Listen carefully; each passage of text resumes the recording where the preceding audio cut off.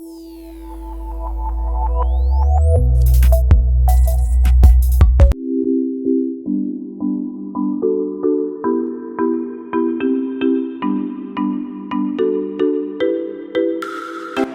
everybody to the Rhode Island Brew Festival. We are live, over 60 breweries across New England, Rhode Island, Massachusetts, and Connecticut. We're ready to cover the event and of course, drink some pretty damn good beer. I'm very excited. I mean, you and I did this, man, this was more than two years ago now. Yeah. And I don't think we knew what we were in for. We were stumbling out of here. Really cool to see people we've interviewed, discuss with and talk about their brands, how they've worked and operated, and now we get to see everybody else try it out, so I'm really pumped. I'm pumped. Well, you'll be hearing from our friends over at Beer on Earth, Moniker, Long Live Everywhere, and of course some new interviews across the way, so tune in today and let's drink some damn good beer. Let's drink some beer. Cheers, man. All right, we're with Cody and Will, Beer on Earth, friends of the program, and first stop at the Rhode Island Beer Festival. What's on tap today, and how you guys feeling?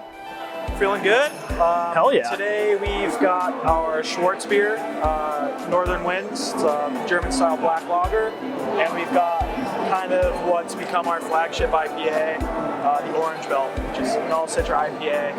If anybody's heard of Beer on Earth, they've probably heard of that beer. That's the staple. That's the staple. I'm sold. Let's taste it. I mean, we got the orange. We got the Orange Belt stickers. We're ready to go, and let's try some beer. Sure, yeah. Marathon, not a sprint. Marathon, not a sprint. Cheers. Cheers, fellas. Cheers, guys. All right, we're with Chris today.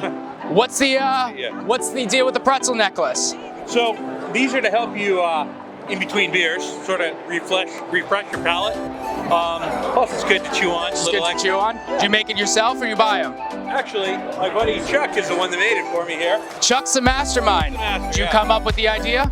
Actually, I've seen it before at beer festivals and stuff, you know. So. Plenty of them. Just one for the day, or you got multiple pretzel necklaces? There'll just be one. There'll just be one. So once it's out, it's out. Pretzel, yeah. You got them stacked, ready to go.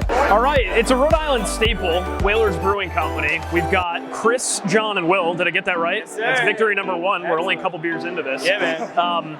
Whalers, everybody knows Rise, but you guys are much more than that. What do we got here today? Yeah, we have our Wander, it's a double IPA. We have our Rise that everyone knows and loves. We actually, fairly new, we have our Cucumber Lime Hard Seltzer. Ooh. So yeah, we got a little bit of everything for everyone. Yeah. Cucumber lime, I feel like that's a combo that's not really, like you see Truly, White Claw, all that stuff. You blend everything together, you got cucumber lime. What's cool about that too is that it's not like brewed with malt. We just use fermentation for the alcohol. Yep. So it's zero sugar and it's super refreshing all the way through. Northwoods Brewing Company. Look at this coffee porter right here, 4.7%.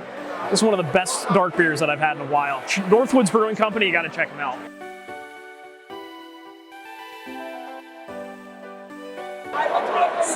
So we got a sample cup sized pouch. Yeah, well, it can fit a pint, but I love this event so much that I let it acquire the sample cup.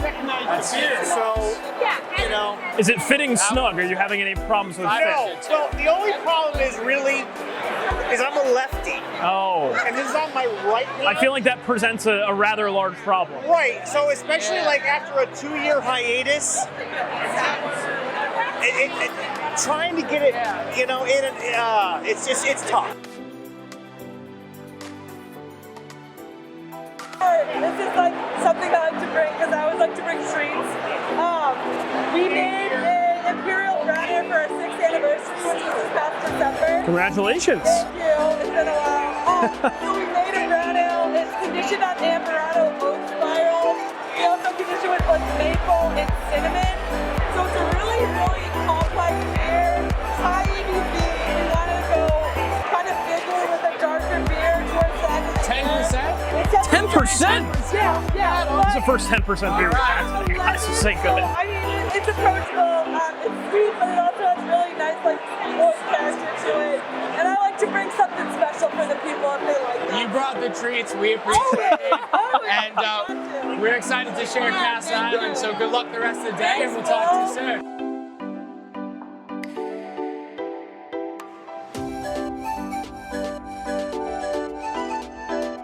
All right, this is Hive Do that one Brewing next. Company Yeah. out of Graysdale in Westerly, Rhode Island, South County.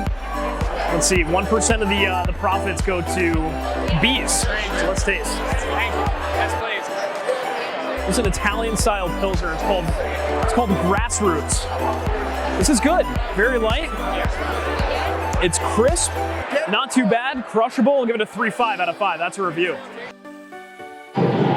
All right, everybody, with us this week, none other than Matt Gregg, owner of Rhode Island and the founder of RI Brew Fest. We are live at RI Brew Fest. What an incredible event. Dozens of breweries. I mean, it's a long time coming again for the state of Rhode Island. We had COVID. We have all of the beer scene. We're bringing it back together, and we're now here, 2022. Matt, we appreciate you inviting us, and how's everything going? Yeah, it's great to be back hosting beer festivals indoor. The 2020 Rhode Island Brew Fest was the last event we hosted for 18 months once COVID hit. So it's actually quite exciting to be back here again and doing it almost 2 years later. So it's been a long time coming, and I'm glad to be doing it again. Yeah, 2 years later, and we're back in the scene. I mean, what does this mean for the state of Rhode Island? And not only the state, but also the brew scene as well. Yeah, well, we founded Rhode Island Brew Fest in 2012 and then hosted it for the first time in January of 13. There were roughly 7 breweries in the state of Rhode Island. So we're looking at almost 37 currently registered in the state.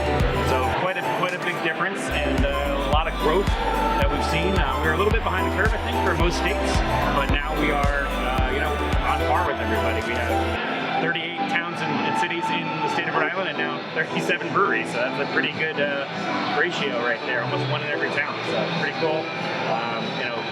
Love coming out to these events, seeing so many familiar faces, seeing a lot of friends, people we haven't actually seen and talked to in 2 years. So it's really fun to be doing it again. So, you talk about the growth in Rhode Island, but talk us through what's going on here. I mean, the Rhode Island Brew Fest, for those that don't know, dozens of breweries here. What did consumers see at this event? What is this event for people that don't know? Yeah, absolutely. So it was initially founded to kind of celebrate Rhode Island breweries, but obviously at that time it would have been a very small festival. So we invited a lot of out-of-state breweries, but now we're populated mainly through Rhode Island breweries, which is really what this event is all about.